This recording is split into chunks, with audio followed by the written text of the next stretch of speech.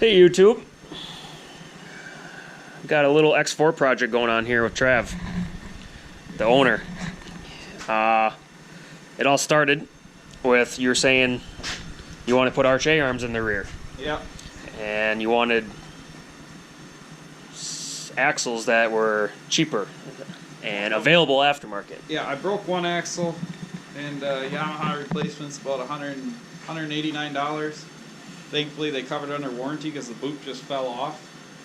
But I kind of assume that anything moving forward, as I rack up miles and age here, it's not going to be covered under warranty. So, kind of just wanted options. So what he did was a bunch of research, and it's interesting on what he did here in the rear. These Arched A arms. Got to give a little credit to Mud Puppy here, aka Christian Amy, for those of you that follow him. He found out and took the chance with these arched arms that they bolt right up. These factory locations, for the most part, everything lines up other than they're about 1.5 inches too long. So. And these lower A arms are for the R-Spec, Wolverine R-Spec, right? Yeah. These lower Arched A arms. Because there ain't any aftermarket support for the A arms for the X4. Only thing you really had to do was grind out the arm a little bit. You can see it more on this one. This shock's not the way. Anybody running aftermarket shocks, so non-stock self-leveling that aren't 3 inches in diameter, shouldn't have any problems. So running 814s, Bandits, Walker Evans, you really shouldn't have a problem. But because these big self-leveling, you put this up in a location, you can see where it make contact. And this is at max down travel, so anything up from here is clear.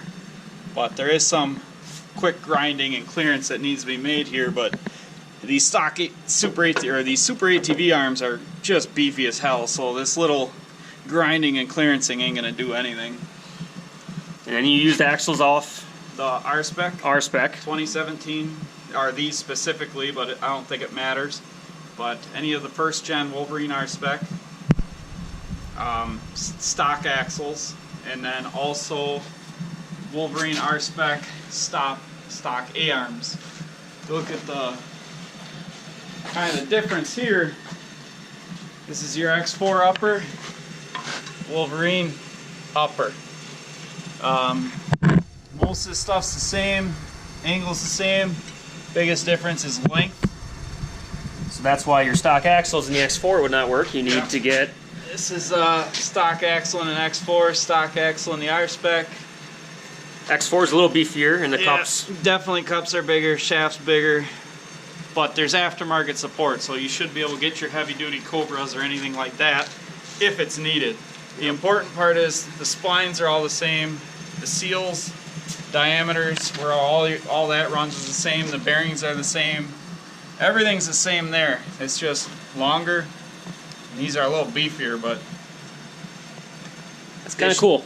It should all work. I did have just the driver's side done.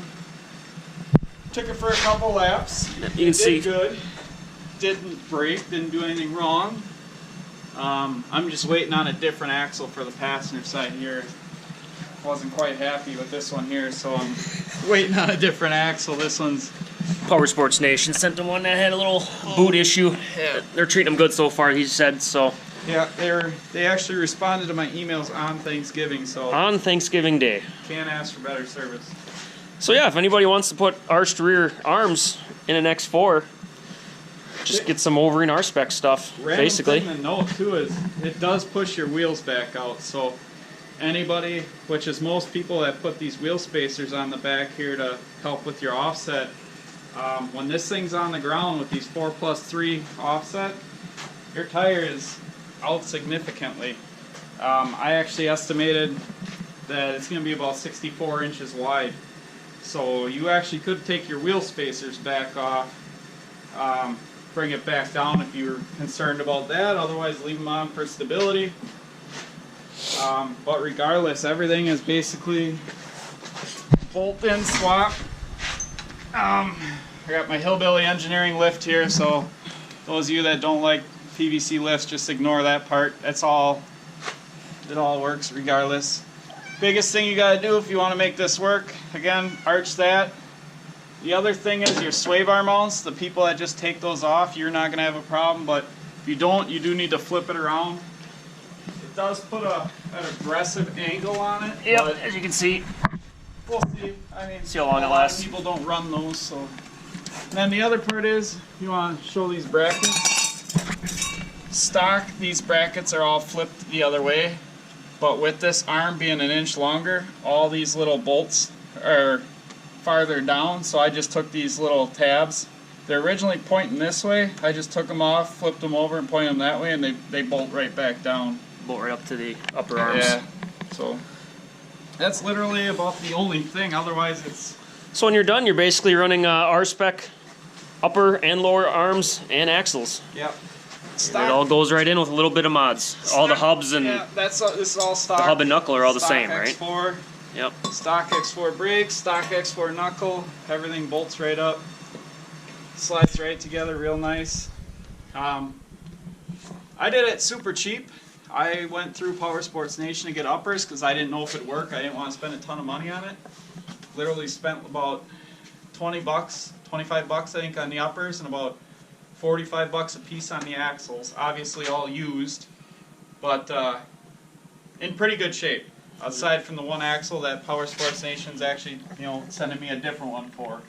Otherwise, everything else is in real good shape, and I figured if it works good, I can always buy better axles later. But to test this all out, I probably got 350 bucks into it, including the $200 arched arms. Yep. So really ain't that bad just to try it out.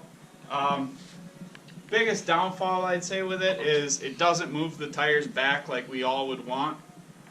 But it does give you a lot more clearance. These arched arms give you a ton more clearance, and it is a little wider, A little wider, more stable. a little more stable. And here in Wisconsin, most trails are legal for 65, 66, whatever it is. So that ain't gonna be an issue at all. No. So, but yeah, it's kind of neat. Kind of neat. I had to come over here and do a quick video on that. It's kind of interesting. Overall build video at some point. That'll be a different day though. Yep. Haven't really seen anybody do this on the YouTube yet, so just thought I'd share with everybody and hopefully enjoy. Thanks for watching.